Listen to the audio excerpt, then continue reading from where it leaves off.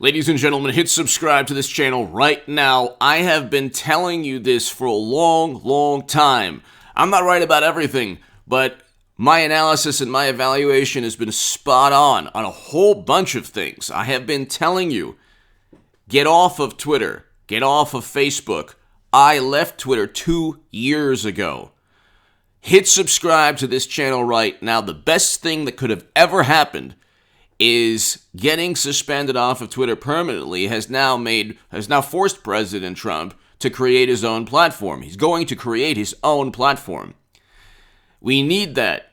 We need a counter. We need some kind of national dialogue that doesn't involve a suppression of thought and even emotion. You cannot say that President Trump compelled others to do things without direct evidence. That's not logic or reason. That is like Salem witch trial stuff. You're looking at President Trump and you're saying his words forced another person or compelled another person to do something that was horrendous and horrible. But you're not using the same logic when it's Democrats and their words, or left-leaning activists and their words, and then the 5 to 6 months of over $1 billion to $2 billion in property damage.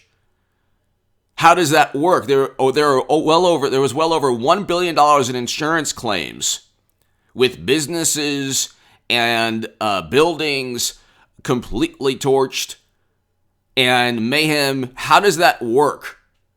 You cannot, if you use basic logic, if you have basic logical reasoning skills, you're going to apply the same standard of logic to Democrats that you do to Trump.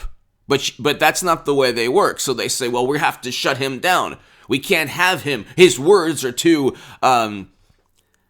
egregious. These Trump supporters are completely mindless. There were 74 million Americans who supported President Trump. Here, this is Newsweek. Trump wins highest percentage of non-white voters of any Republican in 60 years. Okay, doubles LGBTQ support from 2016. This is Newsweek. Okay? And getting to Twitter, deactivate your Twitter account right this second. There is zero benefit for you. It's going to become MySpace in about 2-3 years. Get the phone numbers, or if you're truly friends with people, you don't need Facebook. If you get their emails and phone numbers, you don't need Facebook. You don't need to know what people are eating for dinner at home, or a picture of their cat or whatever. And you definitely don't need the endless propaganda spin. Facebook and Twitter are the only things propping up the Democratic Party. And this is what Facebook and Twitter does. Hit subscribe to this channel, get this segment viral. Really quickly, Tommy Lasorda was a legend, an icon. When you thought of baseball, when you think of baseball, you think of Tommy Lasorda and the Dodgers. When you think of the Dodgers, you think of Tommy Lasorda. And he was just a legend and an icon, and I had just the honor and the pleasure of watching countless Dodger games in Dodger Stadium. I remember one time in Dodger Stadium, this was like 30 plus years ago, about 30 years ago, where there was a call that there was a controversial call. Tommy Lasorda got out of the dugout, ran out of the dugout, almost got into the umpire's face, and was tackled by Cal Daniels. And if anyone in Los Angeles watching this, or if any Dodger fan, if you could remember, I believe it was tackled because Cal Daniels prevented him from going from getting too close to the umpire, because he wanted him there for the duration of the game. So he did a good thing. But I mean, it was just awesome. I can't explain how awesome it was, but I mean, look, he was amazing. I have a story. I was in Dodger Stadium once, and I got the great Don Drysdale to sign a ball for me. I still have the ball. Don Drysdale. I love Sandy Koufax. Drysdale was amazing. Koufax was amazing. I can't speak enough about the Dodgers. But Drysdale was a very, very nice man, by the way. Very nice man. But anyway, so Tommy Lasorda, legend, icon, one of the best managers in the history of baseball. And God bless his family. I mean, he will be missed, and he's a legend. And you know, I can't say enough positive things about Tommy Lasorda. He exuded positivity, and if you don't like my political views, at least you can agree with me on the greatness of Tommy Lasorda and his contribution to baseball. But ladies and gentlemen, get yourself away from Twitter right now. There's a mass exodus away from Twitter. I called this a long time ago. I said there's no reason for me to be on. I had like 30,000 Twitter followers. There's no reason for me to be on Twitter because it's just a haven. It's like playing at Foxborough every single day in a blizzard. It's an away game at Foxborough every single day. It is Tron, the movie Tron. Tron is, you're in a computer game. It's not reality. Life is difficult enough. Politics and life in general is difficult enough. Like, reality is difficult enough. And if you've mastered reality and you have a good life, thank God, why do you need to then enter a world where you have primarily negative emotions? Which is bizarre because you have somebody like Marianne Williamson, for example, on the left, who has this image, who markets this image of karma and positivity and, positive emotions. Then she's on Twitter, and she, like every other Democrat, have spread basically lies about President Trump. The Democratic Party exists in cyberspace. They don't have any legislative mandate. They have no legislative mandate. They have no legislative mandate. They have no, do they want Medicare for all? No. Do they want a Green New Deal legislation? No. Do they want a universal basic income? No. Do they have an immigration bill in the works right now? No. What legislation do they have? This is why President Trump and 74 million supporters of President Trump don't think things were above board, which of course they were. This is why people question, although they shouldn't, why an exhumed body, quote-unquote, won the presidency. Why did people vote for President Trump? Well, according to Newsweek, Trump wins highest percentage of non-white voters of any Republican in 60 years. Okay? This is November 5th, 2020. But you have you have a cyber reality. Their cyber reality is the Democratic Party. They don't want the policies that their voters want. Yet they manage to get their voters to vote back into the Democratic Party because it's a racket, and it's a racket where the guilt trips and the propaganda and the peer pressure and the bullying starts on the left through cyberspace. I've experienced it. I was on the left, and I pushed back against that. So all you do in politics and in basically every other topic is you get into arguments on Twitter. There's no point to it. It's not only a flawed platform, it's an irrelevant platform. It's not a global commons. There's no exchange of ideas because conservative ideas are always deemed dangerous or leading to horrendous activities or atrocities. It's like they're not taking President Trump to a court of law. They're not suing him, or they're not taking the president to a court of law and accusing him in a court of law of actually compelling or egging on people. They're not doing that. They're not saying legally you incited these people because they don't have a legal case. When they say, you were laughed out of court, they would be laughed out of court also. They know that they're not even trying that. So they go the impeachment method. They go the suppression method, the algorithm method, the censoring President Trump, or just banning him outright. They banned Michael Flynn, I believe, and Sidney Powell. Lynn Wood is already banned. President Trump. Okay, you should deactivate your account right now. I've deactivated my account 2 years ago. Actually, Jamarl Thomas has a fantastic segment that's on my website, hagoodman.com. You could read my writing in The Hill, The Huffington Post, Salon, The Jerusalem Post, The Federalist, The Daily Caller. You could see my debates. But Jamarl Thomas has a fantastic segment. He's awesome. He is awesome. He's on the left, and I respect him greatly. But so if you're on the left, you're watching this, subscribe to his channel. But he has a segment when I left. He did this whole segment about me leaving. So it was basically I told off a whole bunch of people before I left, which was hilarious. But the first 5 tweets weren't there. But anyway, it doesn't matter. The point is, I left because it's basically Tron. There's no reason. There's no reason to live in an alternate reality.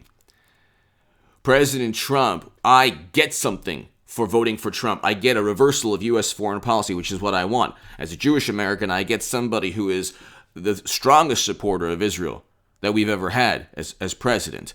I get somebody who signed an executive order combating anti-Semitism on college campuses. And we've seen AOC was condemned by Yad Vashem because of her revisionist history, which is far more egregious and far more of a dangerous issue than some person that has no influence in American politics. You have all of these horrible things emanating from the Democratic Party, and they're being propped up and elevated by social media and a cyber reality. So that's why Yad Vashem had to condemn AOC's remarks, and I explain that, and I talk about that in the Jerusalem Post. I've written 2 op-eds in the Jerusalem Post explaining, and I have to watch my words because of the algorithm here, explaining the duplicity and the disingenuous nature of Democrats when it comes to certain topics, and the revisionist history that Democrats adhere to. And I get a president who signed prison reform legislation, who allocated more funding to historically black colleges and universities than any president ever, and absolved $300 million in loans.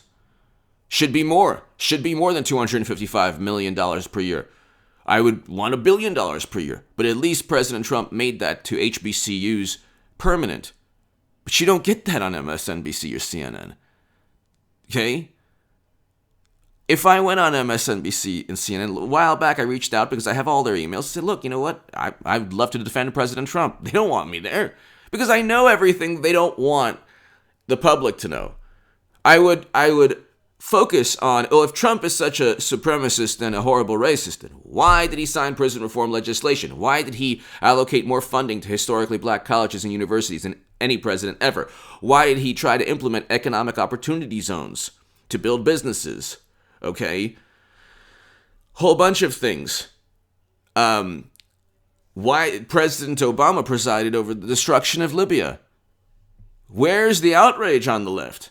We can go on forever. I mean, the USMCA, aside from NAFTA, renegotiating NAFTA into the USMCA, being the first president to step foot in North Korea.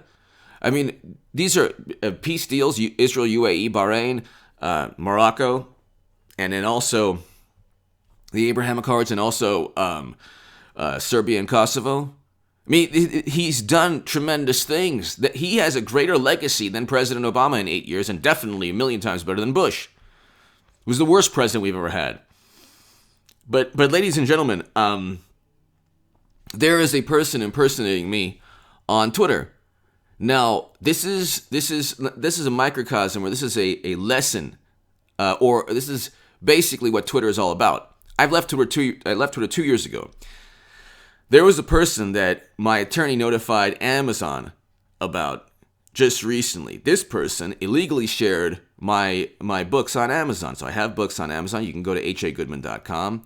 But they're the political books that are on Amazon. Illegally shared them. Now, he committed a crime, but he kept continuing the criminal activity by impersonating me on Twitter. Okay, Twitter knows about this person as well. Okay, I believe he's been suspended numerous times, but he still goes back. Doesn't say that it's a parody account. Makes outlandish claims. Okay, threatening remarks. All of these things. This man has committed numerous criminal acts simply by not only impersonating me, but trying to bully me, or trying to bully my fans or people who watch the channel, or people who enjoy my work.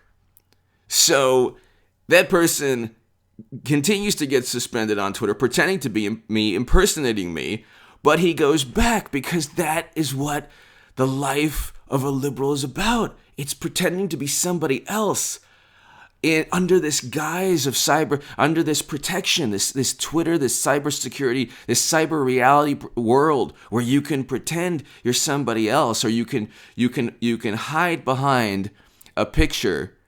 So he has like this picture of me, and it's supposed to be a parody account, but it doesn't say parody account.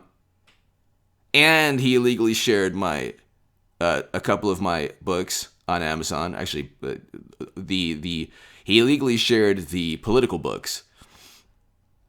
And I heard that he actually that the link that he shared caused people to get viruses on their computers. So it's like unbelievable. But that's what the left, they're like, ooh, I'm gonna pretend that I'm this person because I don't like this person's political views. That's what Twitter is about. It's about circumventing any logical debate, circumventing any national dialogue, and trying to just bully and go after and hurt the messenger, which is why they banned President Trump. The messenger. So if you see that profile impersonating me, or any profile impersonating me, contact Twitter, take screenshots of that profile, contact Twitter and let them know they're engaged in illegal activity. Please. But ladies and gentlemen, it's like unbelievable, because Twitter has just pretty much ended its platform. It was already a platform that was entering irrelevance. The past couple of years, people were leaving. The only relevance it had was President Trump propping up the entire platform. If you're into sports, if you're into Hollywood, why go to Twitter? Young people aren't going on Twitter.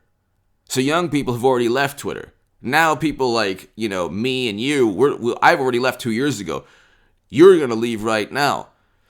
Conservative media basically has no business on Twitter. So once you have conservative outlets, like the Daily Caller lost like 60,000 subs or followers on Twitter just like in the past hours or like in the past day. You have hundreds of thousands of conservatives leaving different platforms, different, just deactivating their account and stopping, not following different conservative platforms on Twitter. You're going to have in about a year or so, no conservative on there or no Trump supporter on there. There's going to be no reason to be on there. And when President Trump creates his own platform, that platform will surpass Twitter, at least in terms of a place that conservatives can go. But again, I wouldn't even cyber reality in and of itself. I don't even think if President Trump creates his own platform, that's fantastic.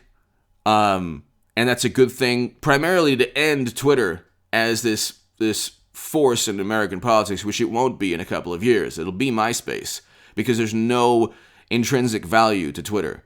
Simply pretending to be somebody else, or just simply arguing without any context, or